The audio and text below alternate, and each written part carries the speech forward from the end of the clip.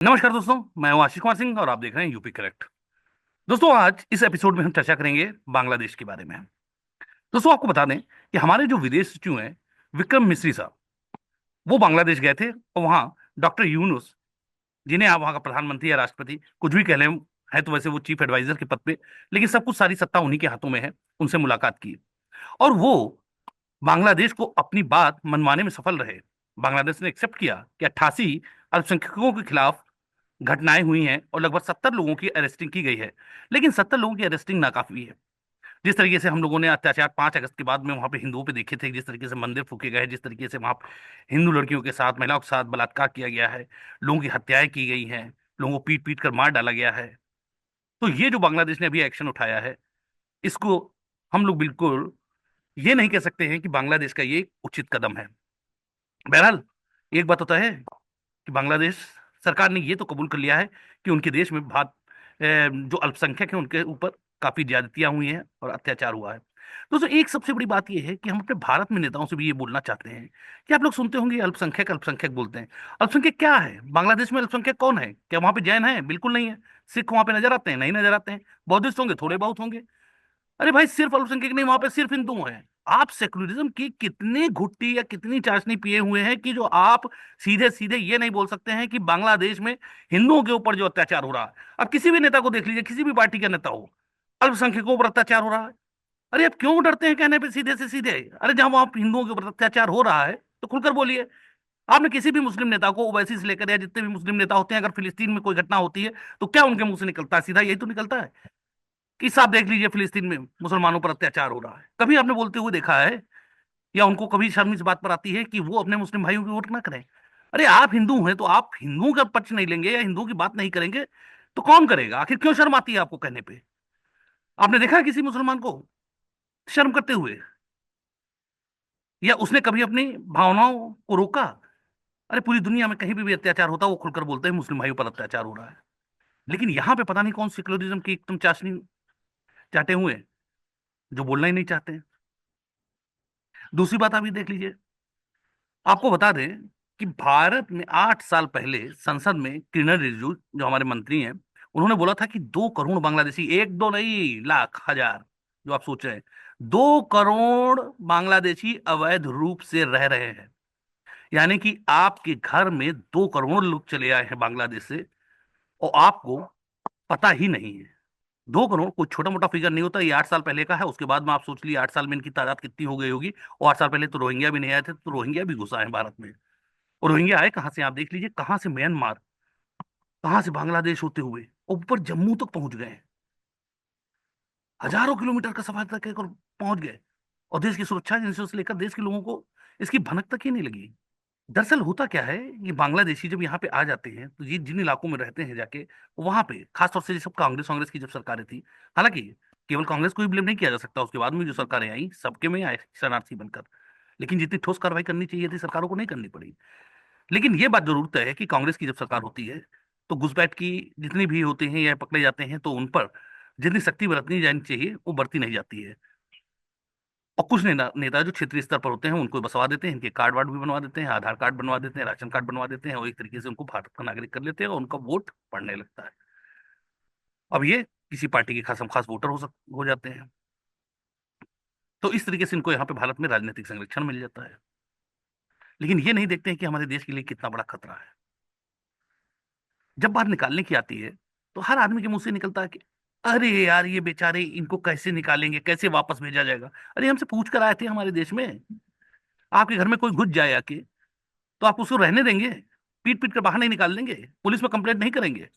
तो उसी तरीके से आप अपने घर को जिस तरीके से अपना सुरक्षित रखते हैं, कहीं बाहर निकल कर जाते हैं तो अड़ोसी पड़ोसी को बता कर जाते हैं, सीसीटीवी कैमरा लगवाए हुए हैं, तो सारे सुरक्षा की आप देखते हैं। लेकिन आपके देश में अवैध रूप से कोई घुसपैठ कर कर घुस आए, उसको आप नजरअंदाज करते हैं, बेचारा बोलते हैं।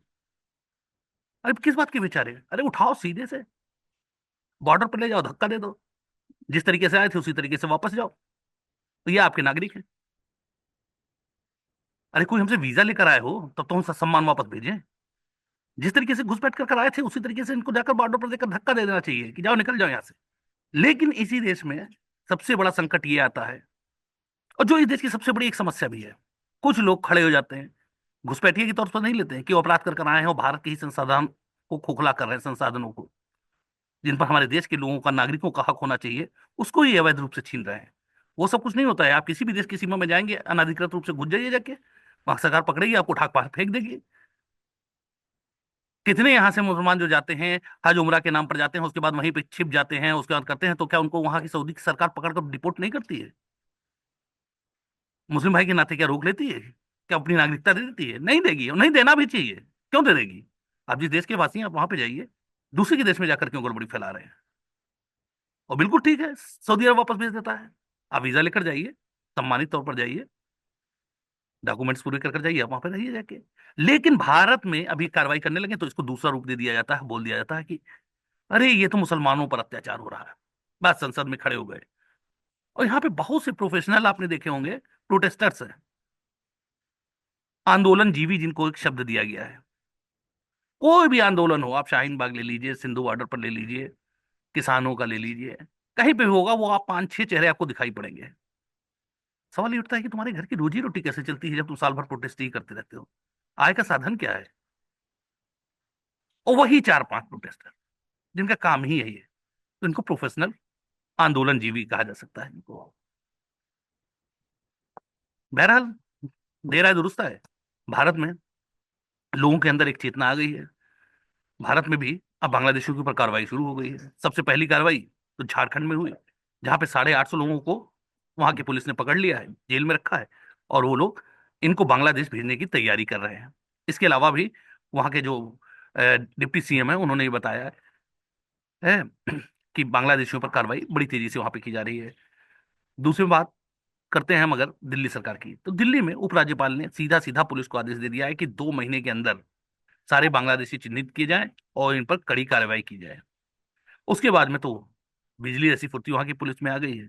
हाहाकार मचा हुआ है। केजरीवाल को चक्कर आ रहे हैं। अब आप पूछेंगे इसमें केजरीवाल को क्यों चक्कर आ रहे हैं, तो बता देता हूँ केजरीवाल को चक्कर क्यों आ रहे हैं। दरअसल बांग्लादेशी लोगों की दिल्ली में, ध्यान से सुनिएगा, कम से कम तादाद 5 से 7 लाख है। 25 विधानसभा सीटों को सीधे सीधे ये प्रभावित करते हैं, जहां पे ये वोटर्स भी बन गए हैं।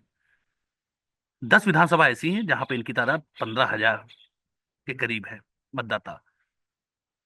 और लगभग 15 ऐसी विधानसभा है जहां पे इनकी तादाद 25,000 तक है। आप सोचिए, दिल्ली जैसे छोटे राज्य में एक एक विधानसभा में अगर एक मुफ्त वोट 10,000, 10 से 15,000 या 25,000 पड़ जाता है, तो जीत किसकी होगी?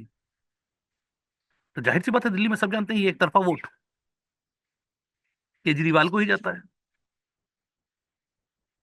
लेकिन आप देखिए, एलजी ने कार्रवाई शुरू कब की? नजीमुद्दीन निजामुद्दीन का इलाका है, पूरा मुस्लिम बहुल इलाका है। मुसलमानों के ही इलाकों में ये सब बांग्लादेशी आकर बसते हैं। शुरू में तो धर्म के नाम पर इनको बसने दिया जाता है, इनकी शिकायत नहीं की जाती। लेकिन थोड़े ही सालों में ये लोग हाहाकार मचा देते हैं। हाहाकार कैसे मचा देते हैं? वहां का एक दल आता है, और उसके बाद में इमाम का, मौलवियों का, और लोकल जो वहां के सम्मानित लोग होते हैं, उनका एक दल आता है, उपराज्यपाल साहब से मिलता है कि कहता साहब हमको बचा लीजिए बांग्लादेशियों से। तो उपराज्यपाल चौंक उठते हैं, बोलते क्या, बांग्लादेशियों से आपको क्या समस्या होने लगी? अरे बोले साहब, तो बोला आप ही लोगों ने तो बसाया था।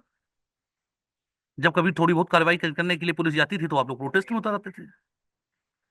बोले साहब वो गलती हो गई, लेकिन अब बहुत हम लोग परेशान हो गए हैं। तो अब देखिए परेशानियां कैसे आई।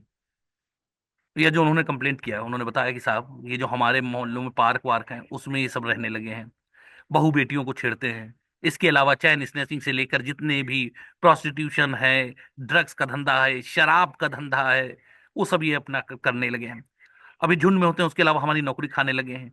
जहां मान लीजिए हमारे परिवार का लड़का जाता है, 6,000 रुपए में काम कर रहा है, वहां पे 2,500 3,000 में काम करने को तैयार हो जाते हैं। मजदूरी का रेट गिरा दिया है। रहने का तो उनको कुछ है नहीं, पार्क में भी पन्नी डाल दिया, उसके नीचे रह रहे हैं। उन्हीं पार्कों में शाम होते ही जितने भी पार्क हैं वो शराब के अड्डों में तब्दील हो जाते हैं। लोगों का निकलना उठना बैठना तक हराम हो गया है। और अगर बात बढ़ने की कोशिश कीजिए तो तादाद धीरे धीरे इतनी इनकी हो गई कि सेकंडों में इकट्ठा हो जाते हैं और लोकल पर हावी हो जाते हैं। तो आप ये सोच लीजिए, ऐसा नहीं है। इस बार जो शिकायत की वो मुसलमानों ने ही जाकर की है एलजी से। एलजी तो सोच ही रहे थे कि कार्रवाई कहाँ से शुरू की जाए, बस मिल जाता है, कठोर आदेश जारी कर देते हैं कि 2 महीने के अंदर इनके ऊपर कड़ी कार्रवाई की जाए। देखिए, बात ये आती है कि भारत ही एक ऐसा मुल्क है जहां पे हो सकता है कि धार्मिक आधार पर उनके ऊपर कार्रवाई हो रही है। कुछ नेता जो बैठे हुए हैं उनका काम ही है उसको सीधे हिंदू मुसलमान का रंग देने लगेंगे कि वो बेचारे बांग्लादेशी। बेचारे बेचारे नहीं ना, यहाँ पे हिंदू की बात है ना मुसलमान की बात है, घुस बैठी हैं। वो हमारे देश के जो संसाधन हैं जो हमारे लिए हैं उनको खोखला कर रहे हैं, उन पर अधिकार जमा रहे हैं, तरह तरह से समस्या पैदा कर रहे हैं। तो ये वक्त आ गया है। और दोस्तों, एक गुजारिश और करूंगा कि आपके यहाँ पे भी जहां पे भी आपको बांग्लादेशी नजर आते हैं, पुलिस को फोन कीजिए। अब वो वक्त नहीं रह गया है। इनको खदेड़ना हमारी प्राथमिकता होनी चाहिए। और हमको कहना भी ये चाहिए कि बांग्लादेश में हिंदुओं के ऊपर जो अत्याचार हो रहा है उसे रोका जाना चाहिए। अल्पसंख्यक शब्द का इस्तेमाल हमें नहीं करना चाहिए। इतनी सेक्युलरिज्म अच्छी नहीं है। नमस्कार।